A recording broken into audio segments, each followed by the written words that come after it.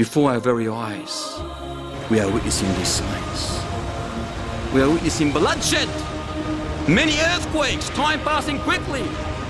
When three things appear, no good will do to a soul to believe in them then, if it did not believe before, nor earn righteousness through its faith. And he mentioned one, if the beast emerges from the earth. When it comes out, the door of Tawbah will be shut. You're either a mu'min or a kafir on that day. They will see the reality, the truth, the fact, and they will believe. They will believe. They will say, we believe, we believe. What do you believe?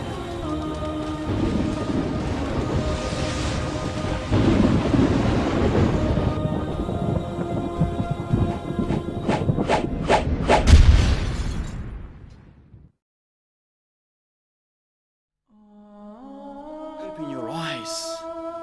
We are witnessing before our very eyes the clues of its approach of the hour through information in the Quran and Sunnah.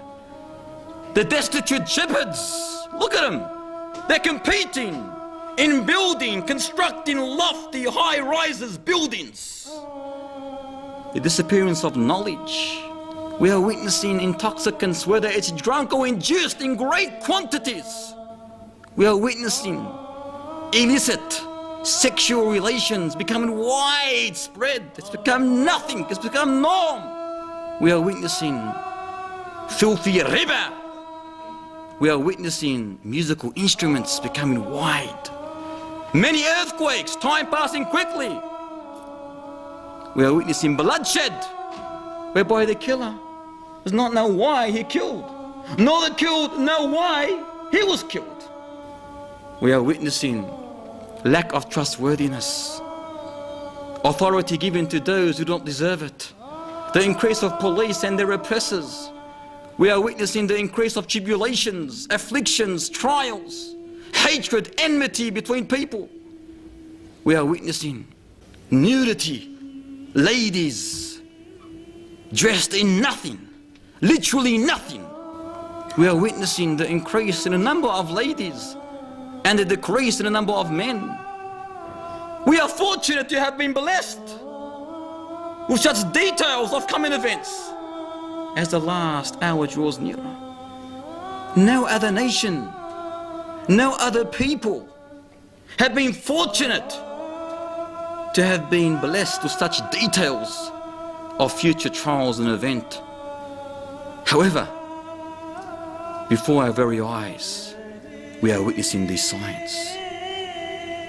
They testify with certainty that we are indeed on the verge of a change.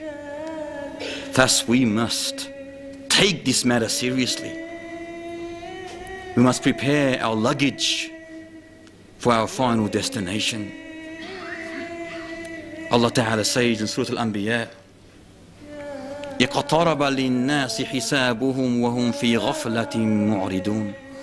Draws near to mankind is their reckoning, is their destruction, yet they turn away in heedlessness. They hear these signs, we are hearing them tonight, but we turn away tonight and say, alhamdulillah, another lesson, just another lesson. But it's not just another lesson. If you take it as another lesson without application, you're wasting your time. It must move yourself, make you move, make your body change, live differently from tonight. إنهم يرونه بعيدا ونراه قريبا. They see it, the day of judgment, as a far off event. But Allah says, we see it as quite near. In Surah Muhammad he mentions, are they waiting for anything except the hour to come to them suddenly? But its signs have already come. It's Allah talking to us, brothers and sisters. Allah saying to us, what are you waiting for? Are you waiting for the major sign to come and hit you? Because there is nothing left but the major signs. Are you waiting for the beast of the earth to come and slap your face or mark your face? with the word mu'min or kafir, when this very strange, amazing, speaking, huge, hairy beast of the earth emerges? So hairy that you will not be able to tell its front from its rear, having two things that were owned, possessed by two previous prophets, the rin of Sulaiman and the rod of Moses. When it comes out, this beast won't give you a chance. It won't give you a chance. You're either a mu'min or a kafir on that day. As soon as the people see this beast, they'll be terrified. But where are they going to hide? They cannot hide. This is a major sign decreed by the Almighty Lord. When it sees the believer, this speaking beast, it will adorn the believer's face by writing the best word that can ever be written. It writes on his face, mu'min, believer. What a beautiful word. A sign of humbleness, submissiveness, devotion, motivation, obedience to the Almighty Lord. Isn't this what we want? Do you not want the beast of the earth to mark your face with mu'min? Because that word mu'min will end up being eternal salvation for you.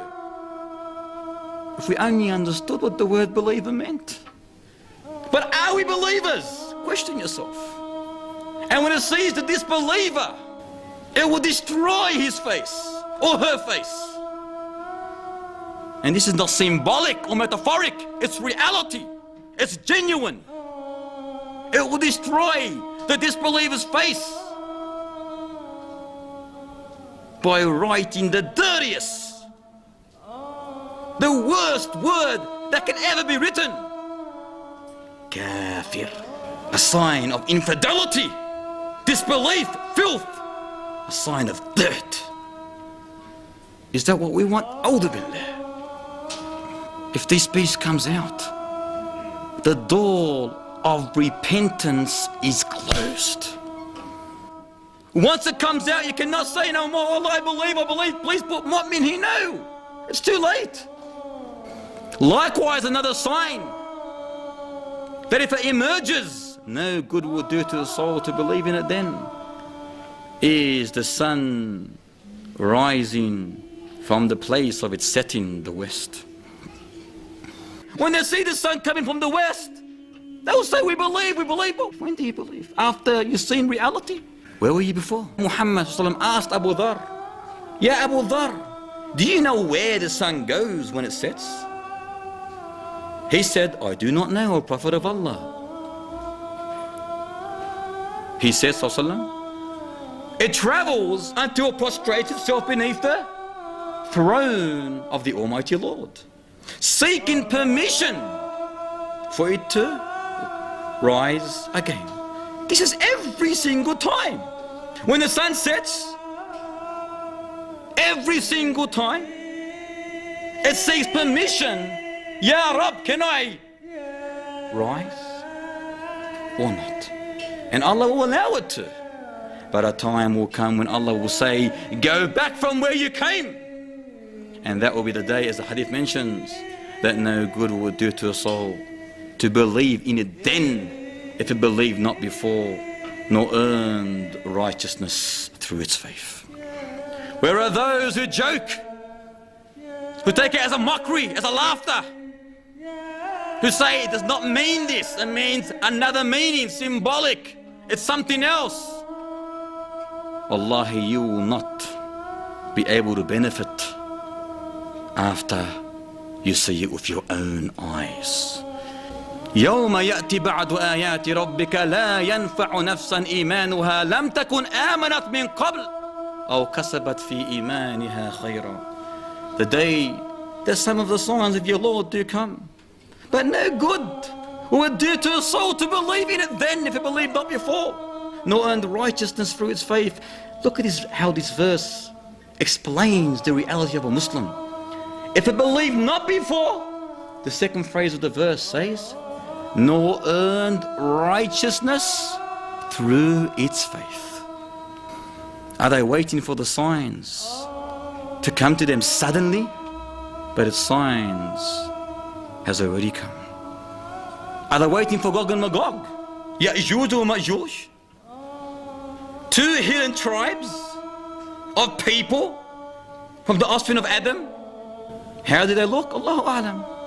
Dhul Qarnayn, who was a righteous king ruling the east and the west, Allah Ta'ala gave him the ability, the power to build, to erect a huge barrier which restrained Gog and Magog behind it. However, ever since that barrier was built, they've been trying to dig their way out of this barrier. Every single day, they are digging. As soon as they see a hole, and light piercing through that hole, the one in charge says to them, stop, we will carry on tomorrow. And this will continue and continue and continue. But when they come the next day, they find that barrier stronger than ever. But the day will come when Allah Ta'ala allows them to come out. That will be the day when their leader says, after they see the light through that hole, Insha'Allah, we'll continue tomorrow. So the next day they come and see the hole exactly as they left it. So they continue digging that hole until they come out. And they ravage the earth. They harm the people. They will strike their arrows into the heavens and it'll come back with some kind of blood on it. They will say, we have beaten the people on the earth and overcome those in the heaven. They'll go past a lake in Palestine. The first one that gets to this lake, he will start drinking. When the last one gets to this lake, he will say, there used to be water here. In other words, they would have drank all the water. It's a huge lake. This Antichrist, this one-eyed liar, he will be given 40 days, but one of those days will be like 1 year. Another will be like 1 month. A third would be like 1 week. And the rest of the days would be like our normal days. He was described as being huge, a huge man, red complexion, short curly hair, one-eyed. The other eye looks like a floating grape, Between his two eyes, written, Kafir, the dirtiest word that can ever be written. Every single Muslim will be able to read this word, literate or illiterate, except those who are not believers. He mentions, ﷺ, that no tribulation on earth since the creation of Adam will be worse than the tribulation of this liar, of the Dajjal. He will begin by saying, I am your prophet, but there will be no prophet after me, ﷺ said. Then he will claim that he is the Lord, he is your Lord, but you will not see your Lord until you die. He will have with him paradise and hell, but that which he claims paradise is reality, hellfire. And that which he claims to be hellfire is paradise. He will be given the authority, the power over one man whom he will kill. He will say, look at this slave of mine. I will resurrect him. And he will still claim that he has a Lord other than me. So Allah Ta'ala will resurrect him. And the Dajjal will ask him, who is your Lord? He will say, my Lord is Allah. Allahu Akbar. My Lord is Allah Ta'ala. And he will say that you are the enemy of Allah Ta'ala. You are the Dajjal. And he will say, by Allah, I have never been more sure of this than I am today. And Muhammad said about this person, he will have the highest status among my ummah in paradise. Wouldn't you like to be this person? Subhanallah. Yani wallahi, we should be doing dua day and night to be this person. In another narration, it's mentioned that the Dajjal will try to slaughter him, saw him in two again. He did it the first time by the will of Allah. He'll try to do it again, but Allah Ta'ala will make the space between his collarbone and neck copper. So he will try and he will be unsuccessful. He will not be able to do anything to him. Then he'll grab him by the legs and the arms and throw him to what they believe his evil followers as being hellfire, but in reality he's been thrown into eternal bliss of paradise. And the narration mentions in that one that he will be the greatest. He will be the greatest martyr in the sight of Allah, Lord of the worlds. He will pass through a town, this evil one-eyed liar, this Satan. He'll pass through a town whose people will deny him, and all the stock, the livestock, will die. They won't be called livestock after that, they'll be called dead stock. And then he'll pass through another area whose people will believe in him. So he will issue a command to the heavens, rain, and it rains. And to the earth, to bring forth its crops, and it does by the will of Allah Ta'ala. And the grazing animals return from grazing fatter than ever, big chubby bellies, because of the crops that the earth produces. He will walk on earth like a cloud driven by fast wind, calling people to his false religion. Who are his followers? The majority of his followers are Jews. One narration says 70,000 Jews. And likewise Arabs. The narration mentions Arabs will be a lot of his followers, the ignorant Arabs. He'll go to an Arabian desertman, like a nomad, Bedouin, and he will say to him, what would you do? Or what would you say? Would you believe in me if I bring back your mother and father? He said, yes. You know what can do that but Allah Ta'ala. And Allah Ta'ala will make that. He will assume, two devils will assume the appearance of his mother and father, and then they will call out to this child, oh son, follow this person for he is your Lord. Follow him for he is your Lord. And likewise, his followers will be ladies, females. In one narration it mentions that the man will tie his mother, his sister, his daughter, his auntie, and every female relative to a pole, fearing that they may chase this one-eyed liar. As for his death, it will be time for Salat al-Fajr, when Isa ibn Maryam will descend, and he will descend wearing two garments dyed in saffron, placing his hands on the wings of two angels. As he's descending, he lowers his head. Beads of perspiration will fall from it. If he raises his head, beads of pearls will scatter from it. His fragrance, any kafir, every kafir that smells it will die. And it can be smelt, his breath, as far as he can see. A whole group of Muslims gathered together, ready to fight the Dajjal. It will be Salat al-Fajr, and the Iqamah will be just about to be announced, when the leader of this prayer of the congregation will be Al-Mahdi, Muhammad ibn Abdullah. He will step back when he notices Isa coming down, and he will tell Isa, please lead us in prayer. But Isa will place his hands between the shoulders of the Mahdi, and he will say, pray, for the prayer has been made or announced for you. So Al-Mahdi prays, and after the prayer, Isa alayhi salam says, open the gate will be opened, and behind that gate will be no other than this one-eyed liar with an army of Jews. And there they will be bearing, all of them, a sword and a shield. When they see this enemy of Allah Ta'ala, the Antichrist, when he sees Isa alayhi salam, he starts dissolving like salt dissolves in water, and he run away. But Isa will call out and say to him, you will not die until I strike you with my sword. So he will meet up with him on a gate called the Eastern Gate of Lad. This is all in the Middle East. And there, Isa alayhi salam will strike him with his sword, and he will die. And all the Jews, his army, will be deflated.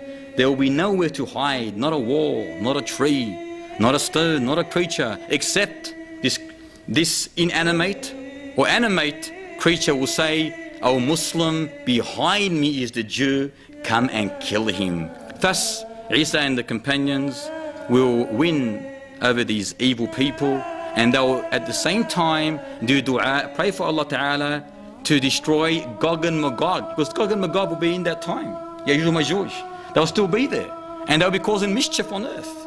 So they'll do dua, Isa will do dua, and the companions of Isa, the Muslims, that Allah Ta'ala destroys Gog and Magog. So Allah Ta'ala will send an insect that will destroy Gog and Magog by biting them on their necks, and the next day they will all perish as one.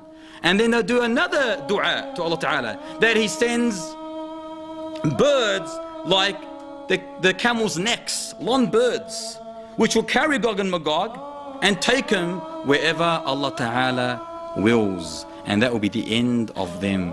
After that, peace and security will prevail on earth, whereby the lions will graze with the camels, the tigers with the cattle, the wolves with the sheep.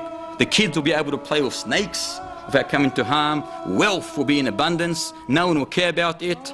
The rain will come down in abundance. The earth will bring forth its blessings. A single pomegranate, you know what Roman is, the Roman pomegranate, will be eaten by a whole party, and they'll even seek shelter underneath its skin. A milch camel will supply for a whole party of milk. A cow will supply for a whole tribe, and a sheep will supply for a whole family. There will be no enmity between two persons after this, and Isa alayhi salam will not come with any new laws. Instead, he will be a follower of Muhammad sallallahu alayhi wasallam, for indeed the deen of Islam is the end of all deens. Allah Ta'ala will end every sect, every religion other than Islam. Isa alayhi salam will kill the pig and break the cross, and thus he will live for 40 years, he will die, he'll be prayed on and buried by the Muslims.